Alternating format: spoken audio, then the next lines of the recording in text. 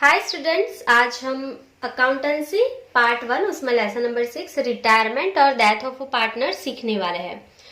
So mostly आपको पता है कि ये लेसन में से 8 मार्क्स के क्वेश्चंस आते हैं एग्जाम में, ठीक है। तो क्वेश्चन को सॉल्व करने से पहले थ्योरी बहुत अच्छे से समझना जरूरी है। अगर आपने थ्योरी अच्छे से समझी है तो आप जो एडजस्टमेंट है गुडविल के एंड लोन जो है पार्टनर की, वो कैसे रखना है, क्या करना है और न्यू कैपिटल को कैसे कैलकुलेट करना है, बहुत कुछ थ्योरी समझने से समझ सकते हो, ठीक है। तो थ्योरी अच्छे से समझ लेना तो सम ऑटोमेटिक आप अच्छे से राइट कैलकुलेट कर पाएंगे, ठीक है। चलिए, तो बात लेसन की कर रहे हैं। लेसन में नाम पे ही आपको पता चल जाएगा कि क्या करना है। तो retirement and death of a partner मतलब अगर किसी भी पार्टनर की डेथ हो गई है या कोई पार्टनर रिटायरमेंट लेना चाहता है ना, तो आप अकाउंट्स कैसे लिखोगे वो हमें ये लेसन में सीखना है। तो सबसे पहले कौन सी बात करेंगे कि अगर किसी भी पार्टनर को रिटायरमेंट लेना है तो वो कैसे ले सकता है। तो यहाँ पे हम लिख रहे हैं circumstances of retirement of a partner.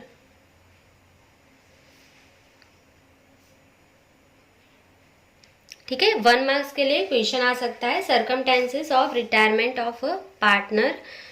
तो यहाँ पे दो तरीके से पार्टनर रिटायरमेंट ले सकता है। तो सबसे पहली होती है, यहाँ पे 2 पार्ट कर लेंगे। 1 मार्क्स का क्वेश्चन है, आपको एग्जाम के लिए भी लर्न करना है। सो मैं लिख रही हूँ पूरा। सो सबसे पहला यहाँ पे है as per Indian partnership act. As per Indian partnership act.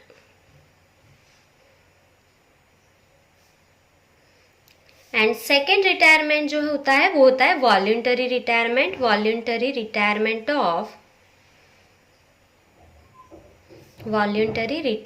Of partner due to his personal reasons. ठीक है। सो पार्टनर 2 तरीके से रिटायरमेंट ले सकता है as per Indian partnership act, या तो फिर वो वॉलंटरी रिटायरमेंट ले सकता है, ठीक है। उसके कुछ भी पर्सनल रीजंस रहेंगे तो वो वॉलंटरी रिटायरमेंट भी ले सकता है, ठीक है। मतलब खुद से रिटायर हो सकता है, पर इसके लिए उसको नोटिस देना पड़ेगा। जो बाकी के पार्टनर है ना, उसको नोटिस देना पड़ेगा कि उसको रिटायर होना है, ठीक है। चलिए, और यहाँ पे as per Indian partnership act उसमें 6 पॉइंट्स आते हैं मोस्टली, पर वो एग्जाम में नहीं आते। तो मैं आपको बोल देती हूँ कि अगर सारे पार्टनर एग्री है कि वो पार्टनर रिटायर हो जाए तो इंडियन पार्टनरशिप एक्ट में लिखा है कि पार्टनर रिटायर हो सकता है। दूसरा होता है नोटिस थ्रू, ठीक है, कि अगर कोई पार्टनर नोटिस दे रहा है कि उसे रिटायर होना है तो as per Indian partnership act वो पार्टनर रिटायर हो सकता है, ठीक है। उसके बाद आता है बाय एग्रीमेंट, ठीक है। मतलब अगर किसी पार्टनर को रिटायर होना है, उसके एग्रीमेंट में लिखा ही है तो वो रिटायर हो जाएगा, ठीक है। बाय कॉन्ट्रैक्ट मतलब कॉन्ट्रैक्ट में लिखा होता है ना, तो वो रिटायर हो जाएगा। उसके बाद इंसॉल्वेंसी ऑफ अ पार्टनर भी इसी में आता है। मतलब अगर कोई पार्टनर इंसॉल्वेंट हो गया ना तो वो रिटायर हो जाता है as per Indian partnership act, ठीक है। उसके बाद डेथ ऑफ अ पार्टनर मतलब अगर किसी पार्टनर की डेथ हो गई है ना तो वो ऑटोमेटिक रिटायर हो जाएगा पार्टनरशिप फर्म में से, ठीक है। तो ये भी कौन से में आता है, as per Indian partnership act. और लास्ट में आता है किसी पार्टनर ने कुछ गलत किया और उसको बाकी के पार्टनर निकालना चाहते हो ना, तो भी इंडियन पार्टनरशिप एक्ट में लिखा है कि उससे आप कुछ उसने गलत किया है, आपकी फर्म को लॉस पहुंचे, ऐसा कुछ काम किया है ना, तो भी उससे आप फर्म से निकाल सकते हो, ठीक है, उसको रिटायरमेंट दे सकते हो। सो मेनली ये वाले जो पॉइंट्स अभी मैंने बोले वो एग्जाम में नहीं आते, इसके लिए मैंने सिर्फ आपको एक्सप्लेन कर दिया। 1 मार्क्स के क्वेश्चन में सिर्फ आपको ये दोनों लर्न करना है, ठीक है। चलिए, सो अभी मेनली जो हम सम के लिए बात करना चाहते हैं ना वो बात करेंगे। तो अभी आपको क्या सीखना है कि हम जब सम कैलकुलेट करेंगे ना तो क्या क्या कैलकुलेट करना है और कौन सी हमें ट्रीटमेंट देनी है सम के लिए, ठीक है। सो यहाँ पे हम लिख रहे हैं इम्पॉर्टेंट अकाउंटिंग एस्पेक्ट्स एंड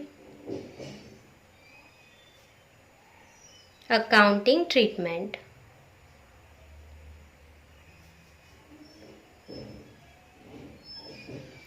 तो अगर कोई पार्टनर रिटायर हो रहा है या किसी भी पार्टनर की डेथ हो रही है तो हमें क्या क्या कैलकुलेट करना है, कौन सी अकाउंटिंग ट्रीटमेंट देनी है, वो पूरा अभी हम यहाँ पे सीखने वाले हैं। सम के लिए बहुत जरूरी है, अच्छे से समझ लेना, ठीक है। सब कुछ समझ में आना चाहिए आपको। तो सबसे पहले मैं लिख रही हूँ calculation of new P&L ratio and calculation of gaining share of continuing partner। चलिए अच्छे से अभी मैं आपको एक्सप्लेन कर रही हूँ हमें क्या करना है। जब भी हम सम कैलकुलेट करेंगे ना तो हमें क्या चाहिए, calculation of new P&L ratio. ठीक है, हमें न्यू P&L रेशियो चाहिए। न्यू P&L रेशियो क्यों चाहिए, क्योंकि अगर किसी भी पार्टनर का रिटायरमेंट हो रहा है ना, ठीक है, तो बाकी के पार्टनर की कैपिटल अगर न्यू रेशियो में रहेगी, ऐसा दिया होगा एडजस्टमेंट में, तो हमें न्यू P&L रेशियो चाहिए ही चाहिए। ठीक है, उसके साथ हमें क्या चाहिए, गेनिंग शेयर चाहिए। जो बाकी के पार्टनर रहेंगे ना उसका गेनिंग शेयर चाहिए ही चाहिए। ठीक है, तो ये आपको पता होना चाहिए कि जब हम एडमिशन वाले सम सीख रहे थे ना तब हम सैक्रिफाइसिंग रेशियो फाइंड करते थे, अब हम गेनिंग रेशियो फाइंड करेंगे। क्यों, बिकॉज अगर कोई पार्टनर रिटायर हो रहा है तो वो उसका शेयर यहाँ पे देके जाएगा। ठीक है, तो यहाँ पे अगर समझो कि partner A, B and C, 3 partner है। ठीक है, अगर सी रिटायरमेंट हो रहा है ना, अगर सी रिटायर हो रहा है ना तो उसका जो शेयर है प्रॉफिट में वो ए एंड बी को देके जाएगा। ठीक है, ए एंड बी को देके जाएगा, जरूरी नहीं कि दोनों को देके जाएगा, कोई एक भी ले सकता है। ठीक है, मतलब वो हम पूरा, अगर कोई सेक्रीफाइस भी करेगा ना तो वो पूरा सीखेंगे। अभी क्या समझना है कि अगर सी जाएगा ना तो उसका शेयर प्रॉफिट का जो था वो दोनों को देके जाएगा, या दोनों में से किसी एक को, जिनको लेना है ना उनको देके जाएगा। ए बी दोनों को लेना है तो दोनों को गेन होगा। अगर सिर्फ ए को ही लेना है ना शेयर तो ए को देके जाएगा सी, पूरा शेयर उसका। ठीक है, तो वो डिपेंड करता है, वो हम सब में बाद में सीखेंगे। अभी के लिए क्या सीखना है कि सी जो है पार्टनर वो उसका शेयर देके जाएगा, तो बाकी के जो पार्टनर है कंटिन्यूइंग पार्टनर उसको गेन होगा। तो हमें पूरे सम में गेन रेशियो, मतलब गेन शेयर या गेन रेशियो फाइंड करना है। ठीक है, कब गेन शेयर फाइंड करना है, कब गेन रेशियो, ये पूरा अभी मैं एक्सप्लेन करूंगी आपको। मतलब न्यू शेयर चाहिए एंड गेनिंग शेयर दोनों चाहिए। ठीक है, आपको सबसे पहले। चलिए अभी सेकंड यहाँ पे मैं लिख रही हूँ, आगे क्या करना है तो आपको पता ही है, सबसे इम्पोर्टेंट जो होता है वो गुडविल होता है। तो सेकंड स्टेप यहाँ पे मैं लिख रही हूँ, स्टेप नहीं मतलब जो जो फाइंड करना है वो। So valuation of goodwill and its accounting treatment. ठीक है, मतलब गुडविल की एंट्री कैसे करनी है वो पूरा यहाँ पे उसकी अकाउंटिंग ट्रीटमेंट क्या होगी और वैल्यूएशन जो गुडविल का है वो कैसे करना है वो पूरा यहाँ पे सीखना है हमें। ठीक है, मतलब क्या क्या चाहिए हमें, तो न्यू P&L रेशियो चाहिए, गेनिंग रेशियो या गेनिंग शेयर वो सम में मैं सिखाऊंगी, कब क्या फाइंड करना है वो सम पे डिपेंड करेगा, एडजस्टमेंट पे, और गुडविल फाइंड करनी है और उसकी अकाउंटिंग ट्रीटमेंट हमें देनी है। ठीक है, उसके बाद सब में क्या होता है, तो जो हम 5th लेसन में करते थे ना वो सारी चीजें हैं, तो हम एसेट्स एंड लायबिलिटीज का रिवैल्यूएशन करते थे। तो 5th लेसन में जो करते थे ना, जो जर्नल सीखी थी वो सेम ही यहाँ पे करेंगे, रिवैल्यूएशन के टाइम पे जो करते थे वो। सो रिवैल्यूएशन, सो अगेन नहीं सीखेंगे, वो सारी जर्नल 5th लेसन में आपने सीख ली होगी। So revaluation of assets and liabilities. ठीक है, तो ये जो 5th लेसन में करते थे वही है, कुछ भी नया नहीं है। उसके बाद नंबर 4 जो हम अक्यूमुलेटेड रिजर्व्स, ठीक है, और जो भी प्रॉफिट एंड लॉस था अनडिस्ट्रीब्यूटेड वो उसकी जो एंट्री करते थे ना 5th लेसन में, वैसे ही यहाँ पे करनी है। जो भी अक्यूमुलेटेड रिजर्व है और जो भी लॉसेज या प्रॉफिट है, डिफर रेवेन्यू एक्सपेंसेस, वो यहाँ पे सेम एंट्री करनी है। ठीक है, सो डिस्ट्रीब्यूशन ऑफ, सो अगर आपने 5th लेसन अच्छे से सीखा है ना तो ये भी आ जाएगा, distribution of accumulated reserves and balances of undistributed profit and loss. ठीक है, जो भी प्रॉफिट एंड लॉस होगा जो अनडिस्ट्रीब्यूटेड है उसकी एंट्री यहाँ पे करनी है। तो ये बहुत इजी है यहाँ तक तो, और सिर्फ ये चीज लर्न रखनी है कि जो भी पार्टनर जाएगा ना अब तक जितनी भी रिजर्व होगी ना उसमें उसका भी शेयर होगा। मतलब सी जा रहा है ना, तो उसको भी रिजर्व का जो भी पैसा होगा, जो भी प्रॉफिट है या लॉस है, उसमें उसका भी शेयर है, आपको सी को भी देना है। ठीक है, चलिए तो यहाँ तक आपको समझ में आ गया। अभी फिफ्थ वन यहाँ पे मैं लिख रही हूँ, अच्छे से अभी देखना। नंबर फिफ्थ जो है, determination of amount payable to the retiring partner और डिसीज पार्टनर। ठीक है, मतलब जो रिटायर हो रहा है या जिसकी डेथ हो गई है ना, उसका आपको जो अमाउंट पे करनी है ना, ठीक है, वो कितनी पे करनी है वो फाइंड करना है हमें। ठीक है, ये बहुत यहाँ पे इंपॉर्टेंट है। नंबर फिफ्थ वन, जो रिटायर होगा पार्टनर या जिसकी डेथ हो जाएगी ना, उसका आपको कितना अमाउंट पे करना है वो पहले हमें डिसाइड करना पड़ेगा। ठीक है, उसके बाद डिसाइड हो जाएगा, उसके बाद हमें उसको पेमेंट कर देना है। सो यहाँ पे हम लिख रहे हैं number six, payment of amount due to the retiring और deceased partner.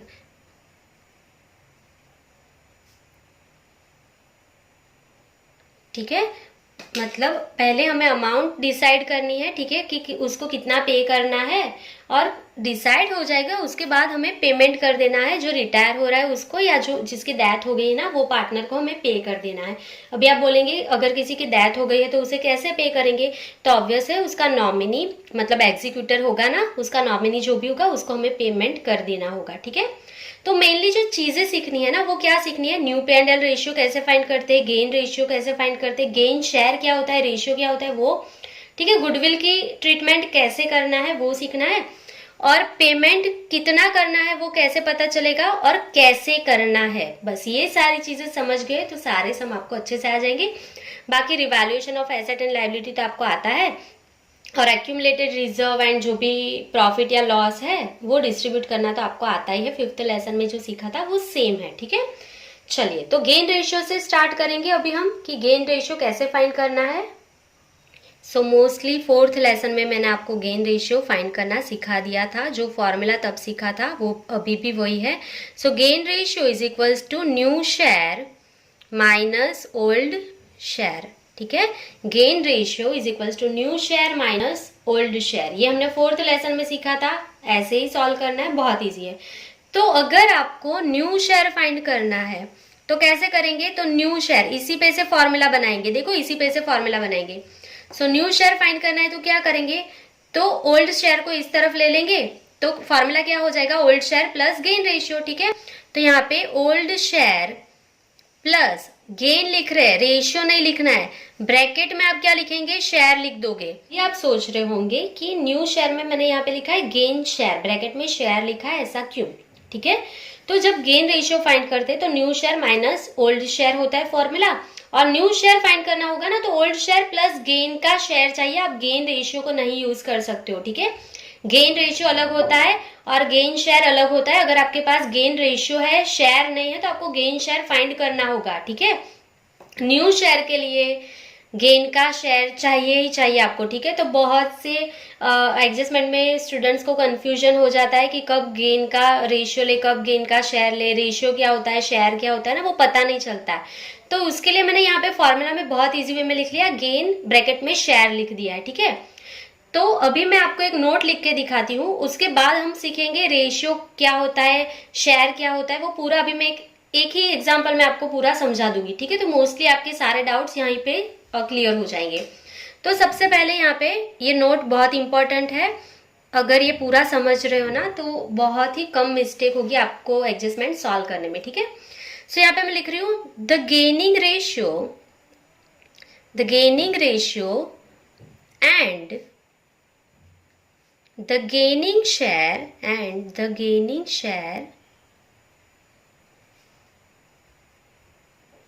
are two different thing। ठीक है, दोनों डिफरेंट थिंग है, दोनों इक्वल नहीं है।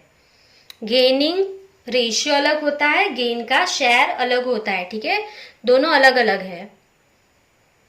चलिए अभी आपको लर्न जो करना है वो क्या करना है, when gaining ratio is given, when gaining ratio is given, ठीक है। अगर आपको रेशियो दिया है, अगर आपको रेशियो दिया है ना कोई भी एडजस्टमेंट में, कोई भी सम के एडजस्टमेंट में आपको अगर गेनिंग रेशियो दे दिया है, ठीक है, तो आपके पास ये रेशियो है गेनिंग रेशियो, तो अभी आपको क्या करना है, तो it is necessary to calculate first. तो अगर आपके पास गेन रेशियो है ना, तो आपको पहले गेन का शेयर कंपलसरी फाइंड करना होगा, तो ही आप न्यू शेयर फाइंड कर पाएंगे।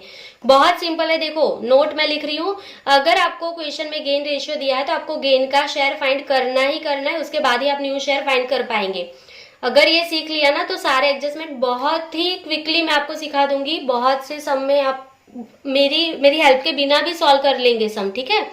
तो when gaining ratio is given it is necessary to calculate first gaining share, आपको गेनिंग शेयर चाहिए ही चाहिए, तो ही आप न्यू शेयर फाइंड कर पाएंगे, ठीक है। आपको गेनिंग शेयर फाइंड करना है and new share be calculated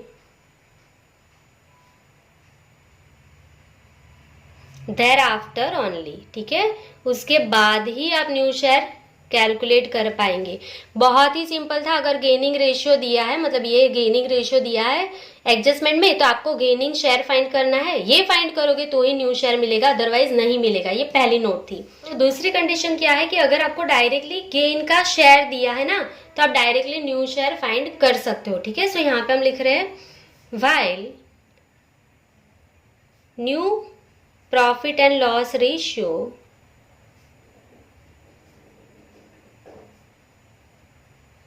can be directly calculated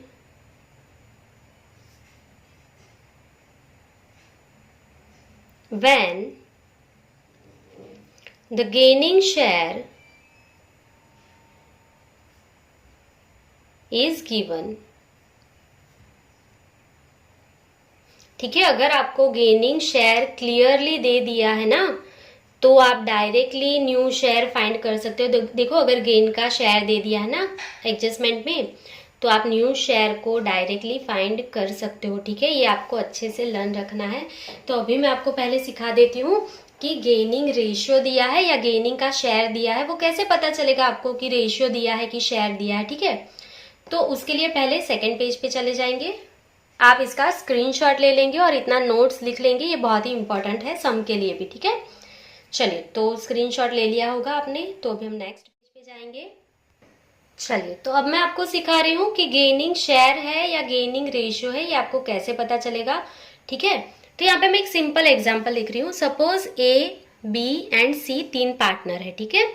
उसमें से अगर सी रिटायर हो रहा है, ठीक है, सी रिटायर हो रहा है, तो अभी आपको क्या बोला है कि उनका जो old profit and loss sharing ratio है ना, वो कुछ भी लिख देते हैं। सपोज 4:5:1 है, ठीक है। ये इनका ओल्ड रेशियो है, ठीक है। ये ओल्ड रेशियो दे दिया है आपको, कुछ भी दे दिया होगा, ओल्ड रेशियो दिया है, ठीक है। उसके बाद आपको बोला है कि सी जो रिटायर हो रहा है ना, ठीक है, तो ए एंड बी जो है उसको गेन हो रहा है 1:4 में, ठीक है। सी रिटायर हो रहा है और उसका जो शेयर है वो ए एंड बी को गेन हो रहा है 1:4 में। तो यहाँ पे हम लिख रहे हैं C retires and his share is gain by A and B in the ratio of 1:4, ठीक है। अगर आपको ऐसा दिया है कि सी रिटायर हो रहा है और उसका जो शेयर है ना वो ए एंड बी को मिल रहा है 1:4 में, यहाँ पे देखो ये रेशियो दे दिया है, तो ये क्लियरली आपको गेनिंग रेशियो दे दिया है। अगर आपको गेनिंग रेशियो दिया है तो आपको गेनिंग शेयर फाइंड करना पड़ेगा, उसके बाद ही आप न्यू शेयर फाइंड कर पाएंगे, ठीक है। तो ये वाली कंडीशन में गेनिंग रेशियो है आपके पास और यहाँ पे ओल्ड रेशियो है, तो अभी आप बोलेंगे कि अभी कैसे फाइंड करेंगे, क्योंकि हमें तो गेनिंग शेयर चाहिए, गेनिंग रेशियो नहीं चाहिए, ठीक है। तो देखो अगर आपको न्यू शेयर फाइंड करना है ना, तो new share is equals to old share plus gain, bracket में लिखना है पेंसिल से शेयर, ताकि मिस्टेक ना हो, ठीक है। फॉर्मूला तो गेन ही है पर ब्रैकेट में हम अपने लिए शेयर लिखते हैं ताकि मिस्टेक ना कर दे। तो न्यू शेयर फाइंड करना है आपको ए एंड बी का, ठीक है। तो गेन का शेयर तो है ही नहीं, तो कैसे फाइंड करेंगे, तो यहाँ पे लिख रहे हैं as new share, as new share जो हमें पता नहीं है। यहाँ पे लिख रहे हैं बीज न्यू शेयर, तो ये भी पता नहीं है, इसकी जगह छोड़ देते हैं क्योंकि हमारे पास ओल्ड शेयर तो है दोनों का, ठीक है। ओल्ड शेयर हमारे पास है, तो यहाँ पे देखो ओल्ड शेयर यहाँ पे मैंने लिखा है 4:5:1, टोटल कितना होगा इसका 10। तो ए जो है उसका ओल्ड रेशियो क्या है 4/10, ये उसका ओल्ड शेयर हो गया। और बी का कितना है 5/10। तो ओल्ड शेयर तो पता है प्लस गेन शेयर नहीं पता है, तो कैसे फाइंड करेंगे, तो देखो सिंपल है, बहुत ही सिंपल है। तो गेन शेयर फाइंड करना है ना, तो कैसे करेंगे, तो सी रिटायर हो रहा है ना, वो उसका शेयर जितना है ना उसमें से 1:4 देके जा रहा है। तो यहाँ पे सी का शेयर कितना है, ये सी है, तो सी का शेयर कितना है 1/10। सो सी का जो शेयर है वो 1/10 है। इसलिए क्या करेंगे, यहाँ पे दो पार्ट करेंगे। सी का जो शेयर है ना वो दो पार्टनर को मिल रहा है, ठीक है। किस किस को मिल रहा है, ए को और बी को। और ए एंड बी को कौन से रेशियो में मिल रहा है 1:4 में, ठीक है। तो 1/10 उसमें से देखो ये सी का शेयर जो है ना 1/10, उसमें से ए को कितना मिला 1:4, टोटल क्या होगा 5। तो ए को कितना मिला 1/5, ठीक है। एंड 1/10 जो शेयर है सी का, एंड 1/10 ये सी का जो शेयर है उसमें से बी को कितना मिला यहाँ पे 4/5, ठीक है। तो सिर्फ मल्टीप्लाई किया हमने, 1/10 टोटल शेयर है सी का, उसमें से ए को मिला 1/5, बी को मिला 4/5। तो ए को यहाँ पे कितना मिल रहा है, तो 1/50 एंड बी को कितना मिल रहा है 1/4 divide by 10 5 50। So that's it. अभी सिंपली दोनों का यहाँ पे ये मिल गया आपको गेन शेयर, तो यहाँ पे आप लिख सकते हैं therefore gain share equals to, therefore gain share, ये शेयर है, ठीक है, दोनों का सिर्फ मल्टीप्लाई किया हमने। So gain share is equals to 1/50 and 4/50। तो यहाँ पे लिख देंगे 1/50 एंड 4/50। अभी तो आपको आता है, सिर्फ एलसीएम लेंगे यहाँ पे। सो 10 5 50 होगा और यहाँ पे भी 10 5 50 होगा। सो 4 5 20 प्लस 1 डिवाइड बाई 50 और यहाँ पे 5 5 25 प्लस 4 डिवाइड बाई 50। सो यहाँ पे आंसर आएगा 21/50 और यहाँ पे 29/50। सो यहाँ पे आपको आंसर मिल गया 21 divide by 50 and 29 divide by 50। तो आपको यहाँ पे न्यू रेशियो जो है ना वो मिल गया है 21:29, ठीक है। सो आप लिख सकते हैं कि न्यू शेयर जो है वो 21:29 है क्योंकि डिनोमिनेटर सेम है 50-50। तो आपको सिर्फ इतना ही करना है। और ये वाला जो है ना नीचे, तो ये हमने गेन शेयर फाइंड किया है, ये वाला इतना, ये इतना गेन शेयर फाइंड किया हमने। तो ये फाइंड करना ही करना है हर एक सम में। जब आपको रेशियो दिया है, गेन का रेशियो, शेयर दिया हुआ होगा ना तो डिवाइड में कुछ ना कुछ होगा तो वो डायरेक्टली शेयर होगा, ठीक है। तो आई होप कि आप समझ रहे हो मैं क्या बोल रही हूँ। तो अभी आप बोलेंगे कि अगर डायरेक्टली शेयर दे दिया है तो क्या करना है, तो अगर इसी सम को कंटिन्यू करते हैं, ठीक है। यहाँ पे पेज खत्म हो गया, मैं यहाँ पे लिख रही हूँ क्योंकि यहाँ पे मुझे नोट्स लिखना था, पर ठीक है अभी ये सम को ही कंटिन्यू करते हैं।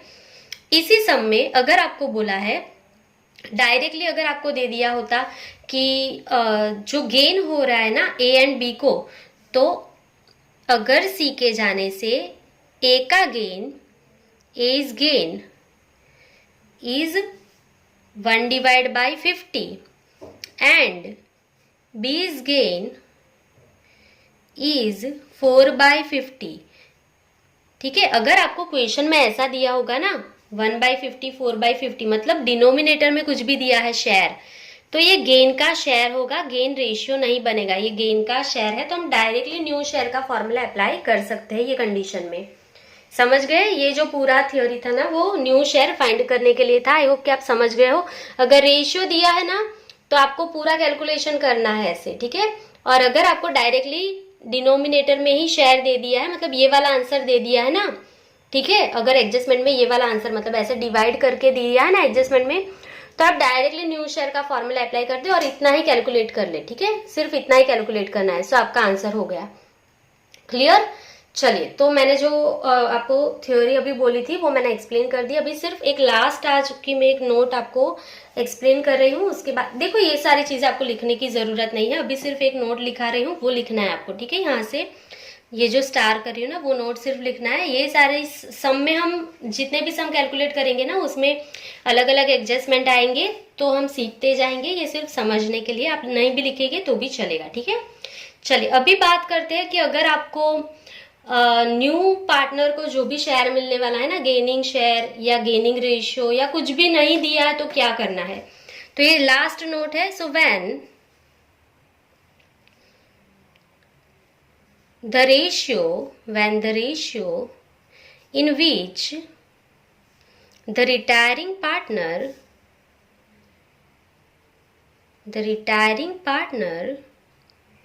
share is to be distributed, मतलब रिटायर जो हो रहा है ना, उसका शेयर कैसे डिस्ट्रीब्यूट करना है, उसका कोई भी आपको कुछ भी नहीं दिया है, तो क्या करना है, to be distributed among the continuing